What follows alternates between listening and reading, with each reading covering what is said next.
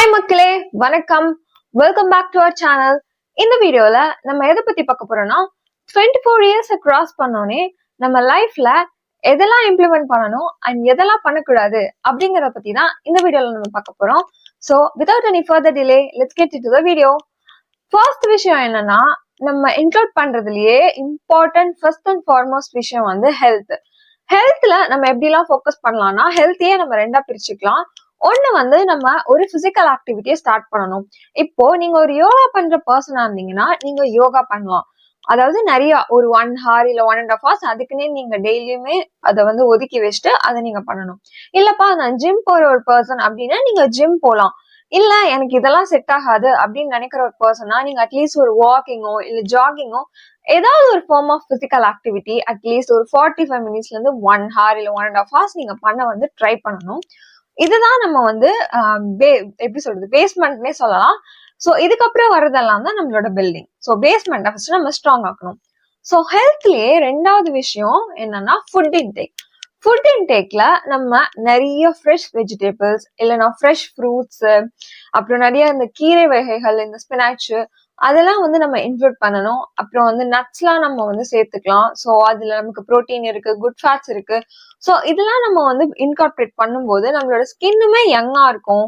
And அதுவும் இல்லாம நமக்கு ஹெல்த் பெனிஃபிட்ஸ்மே நிறைய கிடைக்கும். சில பேர் என்ன பண்ணுவோம்னா, இந்த நம்ம இன்டர்னலா எடுக்கிறதெல்லாம் விட்டுட்டு எக்ஸ்டர்னலா இருக்கிற ஸ்கின் கேரை நிறைய ஃபோக்கஸ் பண்ணிட்டு இருப்போம். ஸோ அதெல்லாம் நீங்க வந்து அவாய்ட் பண்ணுன்னு நான் சொல்லல. ஸ்கின் கேருங்கிறது வந்து ஒரு 30% நமக்கு ஒர்க் பண்ணும். ஸோ ஸ்கின் கேரையுமே நம்ம விடக்கூடாது.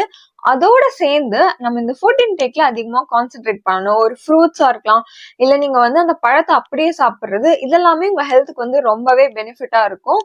ஸோ நீங்க ஸ்கின் கேரோட இந்த ஃபுட் இன்டேக்கே கான்சென்ட்ரேட் பண்ணும்போது நீங்க க்ளோயிங்காகவும் ரொம்பவே யங்காகவும் ஃபீல் பண்ணுவீங்க.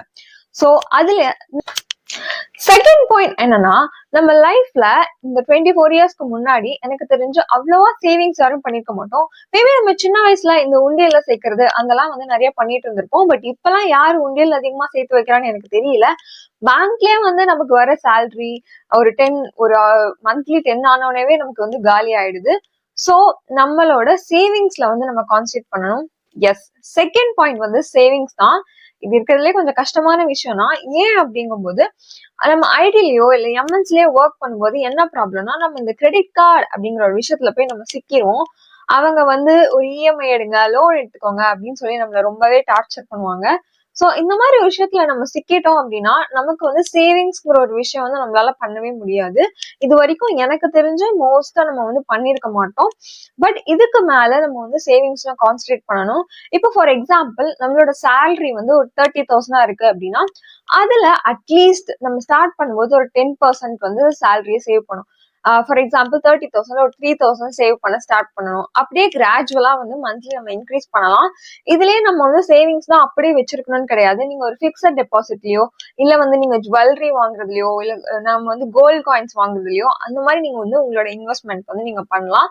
ஸோ அதெல்லாம் நீங்க பண்ணும்போது உங்களோட மணியோட அந்த வேல்யூ வந்து இன்க்ரீஸ் ஆகும். ஸோ நீங்க அப்படியே பேங்க்ல போடுறத விட இந்த மாதிரி நீங்க பிக்ஸட் டெபாசிட் இல்ல ஆர்டி போடுறது இந்த மாதிரி நீங்க போடுங்க. அது வந்து உங்க சேவிங்ஸ் வந்து ரொம்பவே ஹெல்ப்ஃபுல்லா இருக்கும். So once you have crossed 24 அப்படிங்கும்போது நம்மளோட சேவிங்ஸ்லயும் நம்ம வந்து முக்கியமா கான்சென்ட்ரேட் பண்ணணும். தேர்ட் விஷயம் என்னன்னு பாத்தீங்கன்னா, நம்மளோட இந்த பாஸ்ட் நினைச்சு நிறைய ரெக்ரெட் பண்ணிட்டு இருப்போம்.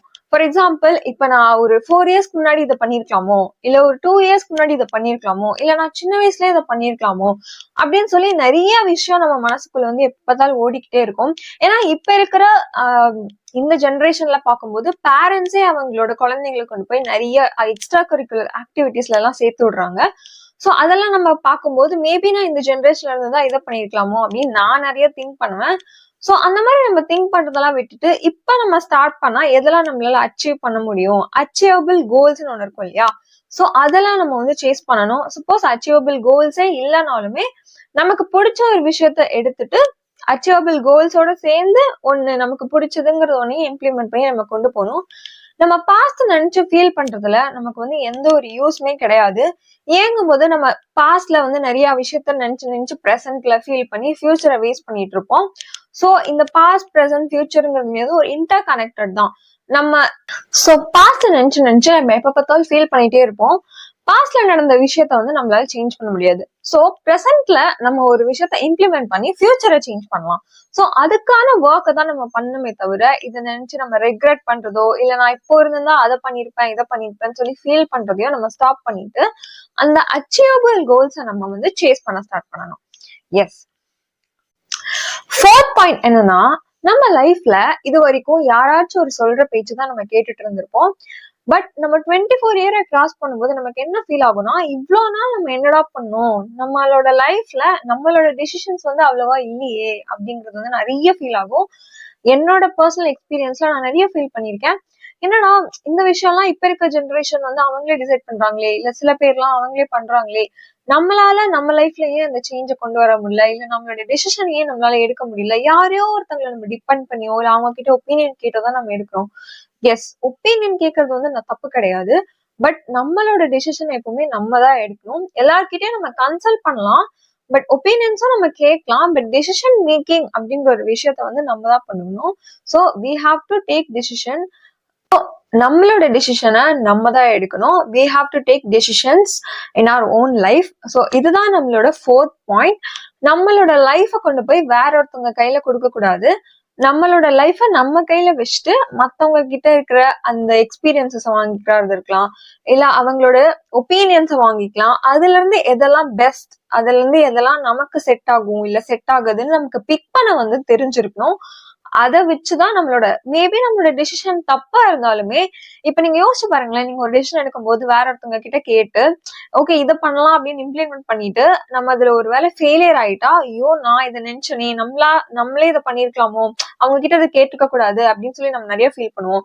சப்போஸ் நீங்க எடுத்த டெசிஷன்லயே உங்களுக்கு ஃபெயிலியர்ஸ் வந்தாலுமே, ஓ இது நான் எடுத்த டெசிஷன் தான், ஸோ இந்த பாத் வந்து இனிமே நான் சூஸ் பண்ணக்கூடாது, இதுக்கு அடுத்த ஆல்டர்னேட் பாத்ல நான் போகணும் அப்படின்னு சொல்லி இதுவே நம்ம எடுத்த டிசிஷனுக்கு நம்ம ரொம்பவே ரெக்ரெட் பண்ண மாட்டோம். நம்ம யோசிச்சு பார்த்தாலே தெரியும். மத்தவங்க சொன்னதை நம்ம எடுத்துட்டு அதுல நம்ம ஃபார்வர்டா போயிட்டு இருக்கும்போது நம்ம சப்போஸ் ஃபெயில் ஆயிட்டா, ஓ நான் இதை பண்ணிருக்கலாம், நான் இதை நினைச்சனே அப்படின்னு சொல்லிதான் நம்ம நிறைய வந்து ஃபீல் பண்ணுவோம்.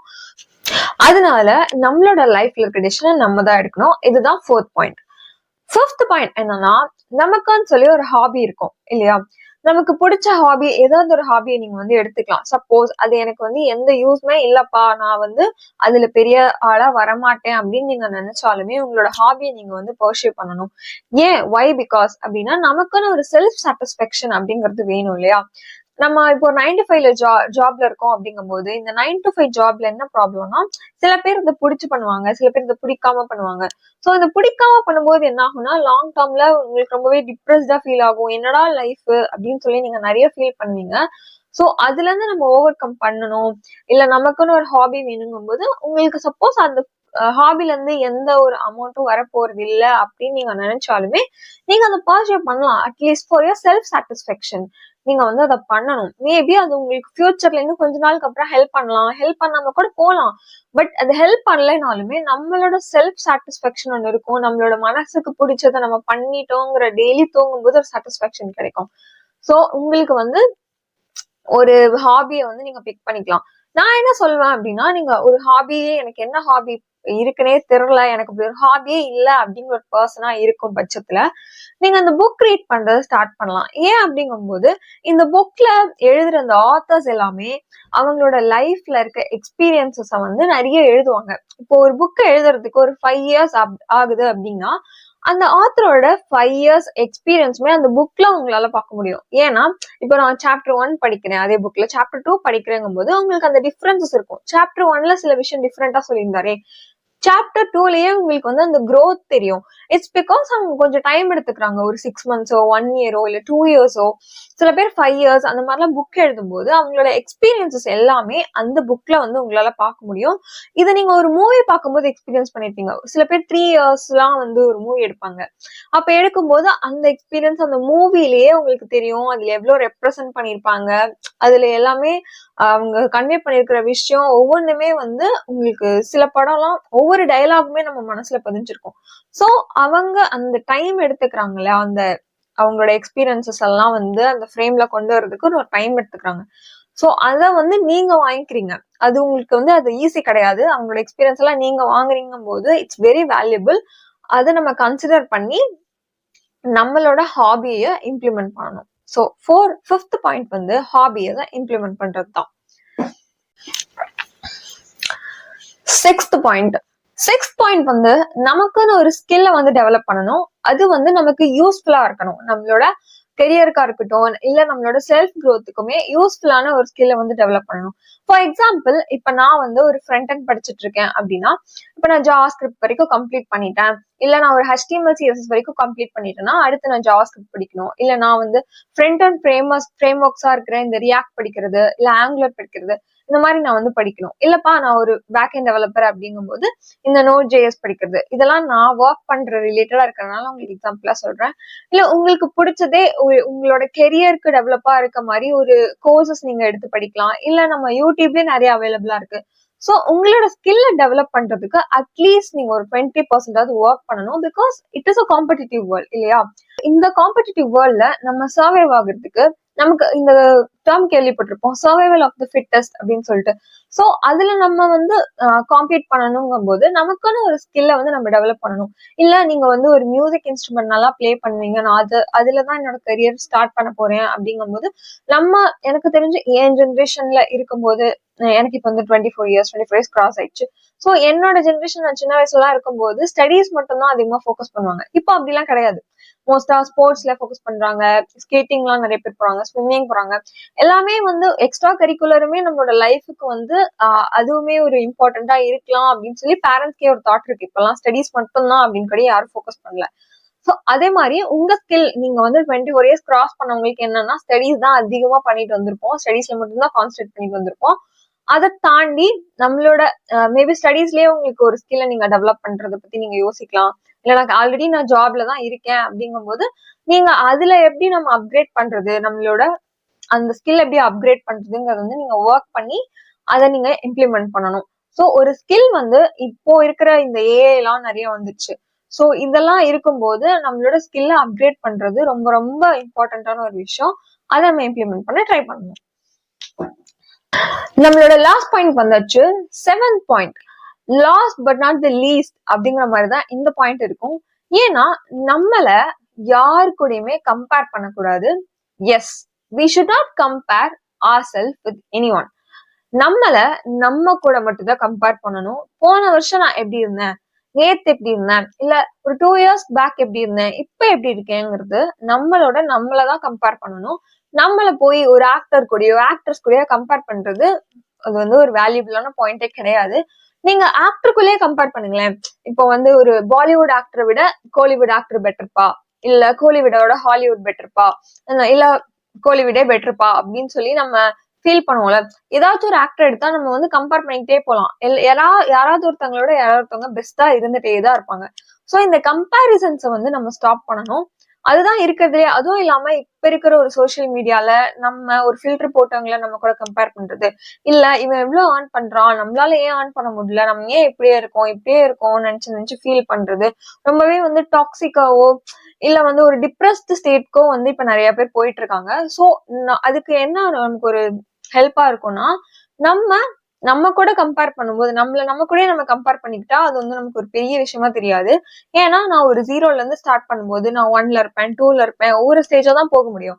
சோ நீங்க வந்து ஒரு 0ல இருக்கிற ஸ்டேஜை வச்சுட்டு நான் ஒரு 100 பொசிஷன்ல இருக்கிற ஸ்டேட்டை வந்து நம்ம வந்து எப்பவுமே கம்பேர் பண்ணக்கூடாது. நம்ம லைஃப்ங்கிறது வந்து ஒரு கேம் மாதிரி தான். ஒரு கேம் எடுத்துக்கிட்டீங்கன்னா நம்ம வந்து போன ஒரு ப்ரீவியஸ் மூவ் வந்து நம்மளால வந்து ஸ்டாப் பண்ணிருக்க முடியாது. நம்ம வந்து தப்பா பண்ணிடுவோம். அந்த ப்ரீவியஸ் மூவ் தப்பா பண்ணனா என்ன பண்ணுவோம், அடுத்த மூவ் வந்து நான் கரெக்டா பண்ணணும் அப்படின்னு சொல்லி நினைப்போம் இல்லையா? அது மாதிரி நம்மளோட கரண்ட் மூவ் பத்தி தான் நம்ம யோசிக்கணும். சோ அடுத்த மூவ் பத்தி நம்ம திங்க் பண்ணலாம். ஆனா ப்ரீவியஸ் மூவ் பத்தி நம்ம திங்க் பண்ணக்கூடாது. ஃபியூச்சர் மூவ்ஸ் பத்தி வேணா, நெக்ஸ்ட் மூவ் பத்தி வேணா நம்ம திங்க் பண்ணலாம். இப்போ நீங்க எடுத்துக்கிட்டீங்கன்னா இந்த வருஷம் IPL மேட்ச்ல RCB வந்து நல்லா ஒரு ஃபர்ஸ்ட் 7 மேட்சஸ் வந்து நல்லா விளையாடல. ஆனா லாஸ்ட் 7 மேட்சஸ் வந்து நல்லா விளையாண்டாங்க. அவங்களுக்கு அந்த 1% சான்ஸா இருந்தது பிளே ஆஃப் குள்ள போறதுக்கு. பிளே ஆஃப் குள்ள போய் அவங்க ஜெயிக்கல. பட் பிளே ஆஃப் குள்ள போனதே வந்து ஒரு பெரிய விக்டரியா வந்து அவங்க செலிப்ரேட் பண்ணாங்க. ஏன்னா நம்ம பார்க்கும்போதே அந்த பிளே ஆஃப் மேட்ச் வந்து அந்த வியூ எவ்வளவு பேர் பாக்குறாங்கன்னு பார்க்கும்போதே அந்த ஜியோ சினிமால கிராஷே ஆயிடுச்சு. சோ அந்த அளவு அவங்களுக்கு ஒரு எக்ஸ்பெக்டேஷன்ஸா 1% இருந்த டீம் வந்து உள்ள போய் விளையாடுறாங்களே, அவங்களுக்கு ஒரு ஹோப் இருந்திருக்கும். ஐயோ எப்படி ப்ளே பண்றாங்க, சோ இவ்ளோ இவங்க வந்து பிளே ஆஃப்குள்ள போயிட்டு இன்னும் ஜெயிக்கணும்னு சொல்லி நிறைய பேர் ஹோப் வச்சிருந்தாங்க. சோ அந்த மாதிரி ஒரு ஹோப்ல தான் நம்ம லைஃபுமே இருக்கு. என்னடா நம்ம வேஸ்ட் பண்ணிட்டோமே அப்படின்னு சொல்லி நம்ம வந்து ஃபீல் பண்ணாம ப்ரீவியஸ் மூவ் போயிட்டு போகுது. இப்ப நான் நெக்ஸ்ட் மூவ்மே பண்ணி அந்த கேம் ஓவர் ஆயிடுச்சுனாலும் என்ன ப்ராப்ளம், என்ன இப்ப வந்துட போகுது, புதுசா நம்ம ஸ்டார்ட் பண்ணி விளையாட போறோம், இட்ஸ் அ கேம் ஓவர் அப்படின்னு நினைச்சிட்டு மறுபடியும் ஒரு நியூ கேம் ஸ்டார்ட் பண்ணி நம்ம வந்து லைஃப் வந்து எடுத்துட்டு போகணும். So these are all the 7 points நான் வந்து கவர் பண்ணணும்னு நினைச்சேன். இந்த வீடியோ உங்களுக்கு ரொம்ப பிடிச்சிருந்ததுன்னா நீங்க லைக் பண்ணுங்க, ஷேர் பண்ணுங்க, உங்க ஃப்ரெண்ட்ஸ்க்கும் இதை ஷேர் பண்ணி விடுங்க. ஸோ நம்ம அடுத்த வீடியோல ஒரு இன்ட்ரெஸ்டிங்கான டாபிக் பத்தி பார்க்கலாம். Until then, bye from Rahna. Take care all. Bye.